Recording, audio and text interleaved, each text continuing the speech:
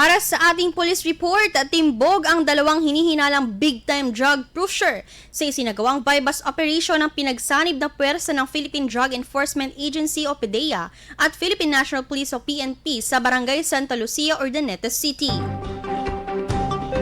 Pinangunahan ng PDEA Regional Office 1, katuwang PNP Police Regional Office 1, Regional Drug Enforcement Unit at Urdaneta City Component Police Station ang operasyon na nagresulta sa pagkakadakip ng dalawang high-value target. Matapos makapagtransaksyon sa isang undercover operative, ang mga suspect ay dalawang lalaki na may edad na 29 at 45, ang isa ay residente ng Mangaldan, Pangasinan, habang ang isa naman ay mula sa Tuguegarao City.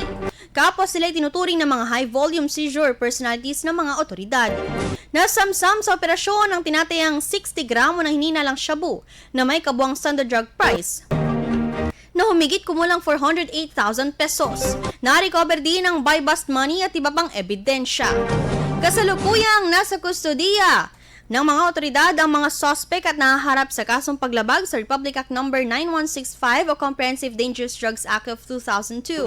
Kabilang ang Section 5, Sale of Dangerous Drugs, Section 26, Conspiracy at Section 11, Possession of Dangerous Drugs.